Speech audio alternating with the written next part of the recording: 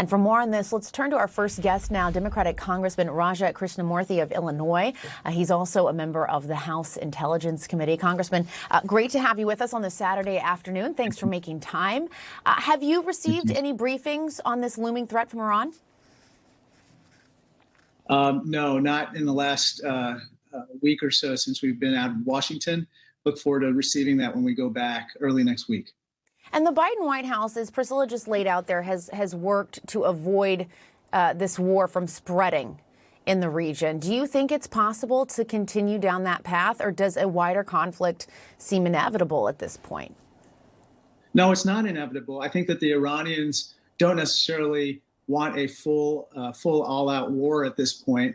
At the same time, I think that at any point in this conflict, you could have a conflagration that kind of gets out of control, especially if Hezbollah starts to unleash its 150,000 missiles on Israel, for instance, from the north of Israel.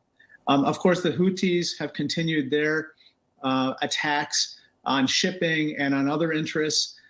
So you have a very volatile situation. And that's why it's so important that the Qataris and others who have influence with the different actors put pressure on Hamas and others to come to the table and have an immediate ceasefire in Israel, in Gaza, so that we can actually deal with the underlying issues. And Israel's military has said the strike that killed the 7 food aid workers from the World Central Kitchen was unintentional and, quote, a grave mistake. We also know that the IDF has fired 2 of its officers. But some Western leaders and the World Central Kitchen still want an independent investigation. At this point, the National Security Council says there's no plans for the U.S. to conduct a separate or independent investigation here. What's your take on this?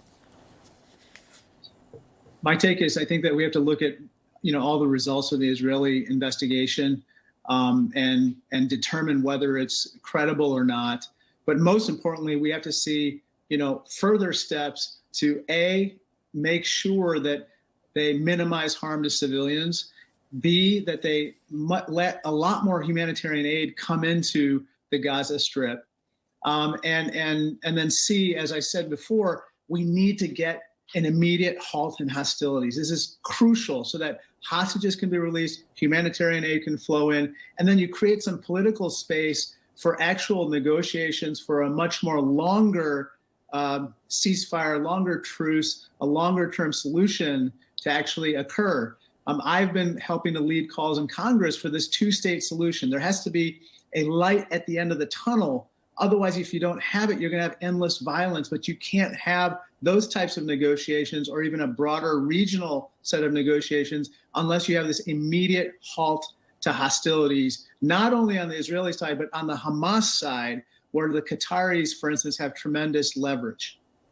And while you all have been on your recess, there have just been a lot of shifts happening and a lot of movement in the U.S.-Israeli relationship. We now know that more than 30 House Democrats, which includes former House Speaker Nancy Pelosi, have written President Biden asking him to stop sending arms to Israel until there is an independent probe on that attack we were just talking about and stronger humanitarian protections for Gazans. Senator Bernie Sanders is taking a similar stand. We can play what he said to Jake Tapper this week. Bottom line is we are looking at one of the worst humanitarian disasters that we have seen in a very, very long time. We're literally, at this moment, looking at hundreds of thousands of children starving to death because Israel is not allowing the humanitarian trucks into Gaza. To my mind, Israel should not be getting another nickel in military aid until these policies are fundamentally changed. And Congressman, just to remind everyone, there was an aid package for Ukraine and Israel and Taiwan that passed out of the Senate. It is stalled in the House, not been put up for a vote. What do you think all of this means for aid to Israel? Well, I think that what it means is that for practical and other matters, Speaker Johnson needs to bring these components to the floor. I think they will be probably split up as separate bills. And very importantly, which I don't think has been mentioned, there's a $9 billion humanitarian aid component to what the Senate sent to the House that also requires immediate passage as well.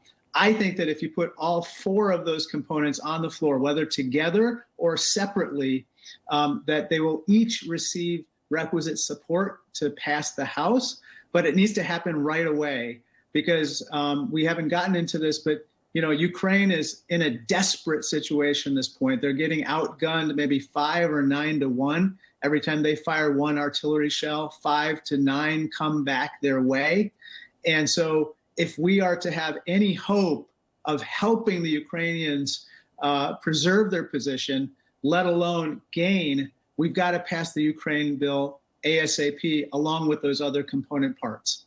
And where do you stand on putting conditions around aid to Israel? Some say that you absolutely can't do that for an ally, that they deserve to have that money and use it as they need to. Others, other Democrats have said that it needs to be conditioned around other factors. What do you think? There absolutely are conditions right now, as the National Security Memorandum 20, which just got issued by the White House, reiterated the conditions exist with regard to any armed transfer to Israel or other countries with regard to allowing for humanitarian aid to enter the conflict zone, especially U.S. humanitarian aid. And secondly, that the weaponry that we provide is used in compliance with international law. And so I'm looking forward to that, what the White House assessment is under that particular memorandum, which is supposed to come out in the next several weeks. That's going to be something that many of us in Congress are looking at very carefully. And before we let you go, tomorrow will mark 6 months since that horrific, deadly attack by Hamas on Israel that started all of this. We also know that tomorrow Hamas representatives are due in Cairo at the stalled hostage negotiations. What do you think? The CIA Director Bill Burns is also going to be there. What do you think the U.S. can do to try and get those hostages home to their families, which includes some American citizens still? Well, I think the U.S. is going to have to put pressure on all sides at this point. I just don't think that Mr. Netanyahu is understanding the level of concern that people have here with regard to bringing an immediate halt to hostilities to bear. I think that the other issue is that the Qataris, I think, are giving too much room to Hamas in the negotiations so that they can kind of play around, dither, and preserve the opportunity to regroup for another set of attacks. Remember, Hamas has yet to say that they would actually not perpetrate another October 7th. They've said that they will do it again and again and again. So when you have this type of situation, the U.S. must bring as much pressure to bear on the Egyptians and the Qataris to leverage what they have with Hamas to bring them to the table, even at the same time that we're trying to get Mr. Netanyahu and his government to get to a deal ASAP.